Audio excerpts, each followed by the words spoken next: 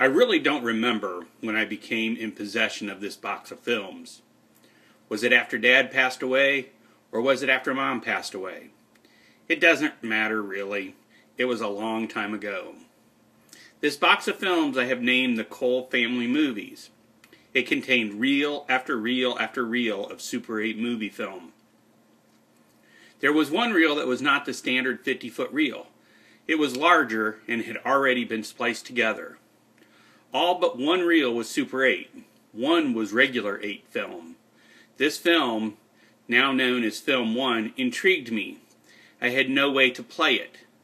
The projector I got with the films was only for Super 8, so the film labeled Peggy's Folks and Kids would remain a mystery.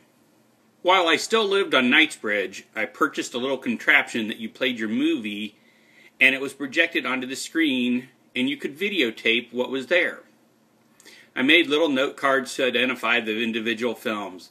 I spent countless nights in that basement videoing. I was stoked, getting all these films onto videotape. Once on videotape, I could import them into my computer and turn them into DVDs. What a recipe for disaster. You see, the film is exposed at 16 to 17 frames per second. Video is exposed at 29.9 frames per second. Even though I knew this and tried to correct for it in my camera, and with my video editing software, it didn't look that bad. But once it got onto DVD and played on a TV, it was just not watchable. The videotapes that I had filmed with all the Super 8 films on were gotten rid of, and the box of films was once again packed away and forgotten about. We moved off of Knightsbridge, and the box of film ended up in the back of a closet in the new house on Brandamore. The box of film may have ended up in the back of a closet, but not for my mind. I searched the internet over and over and came up with a few conclusions. There are companies out there that will convert anything, film or videotapes, to DVD for you, for a price, and anyone that thinks this is a good way of archiving your precious memories is mistaken. DVDs are not a long-term storage solution. They are subject to wear and tear and will deteriorate over time.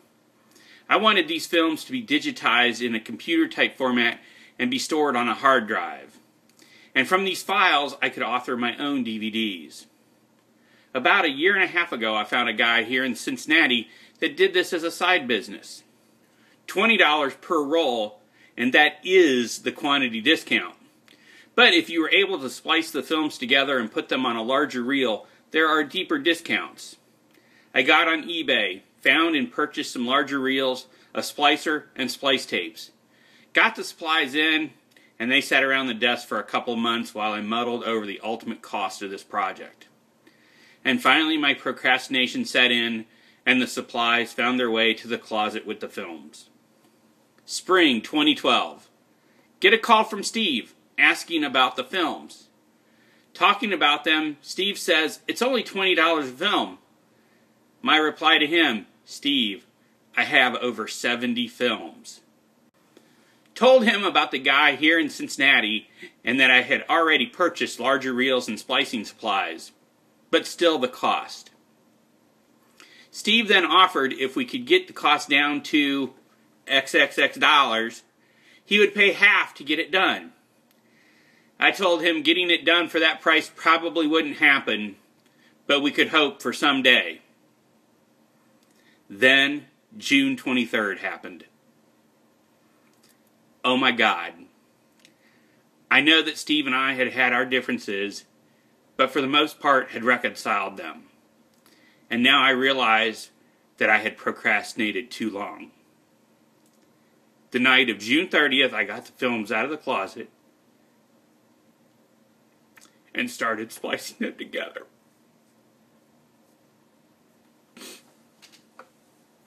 They were digitized, and for the next couple of months, they have been edited and made into a set of DVDs.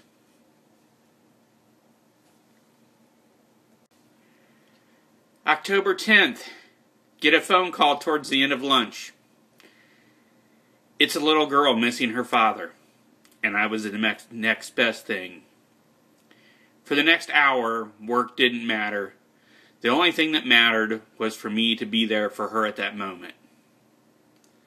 I ended up having her swear to secrecy, and I sent her a link to the first edit of Volume 1 that I had uploaded to YouTube. www.youtube.com/Cole Family Movies. On the Cole Family Movie channel, all 5 volumes have been uploaded in their entirety, followed by individual films now known as Film 1 through Film 62, ending with 3 special titles. I broke the video apart in this manner in case there is any of it you may want to share with someone else. Rather than trying to direct them to minute 36 of Volume 3, you can direct them to Film 57. By the way, minute 36 of Volume 3 may or may not be Film 57. That's just a reference.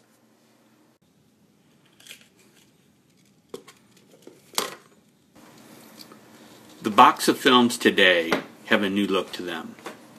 No longer are they bunches of 50-foot reels.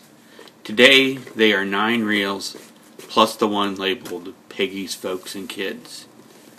They have been packed away and have found their spot in the closet, no longer to be procrastinated about or forgotten, but rather to be enjoyed by all.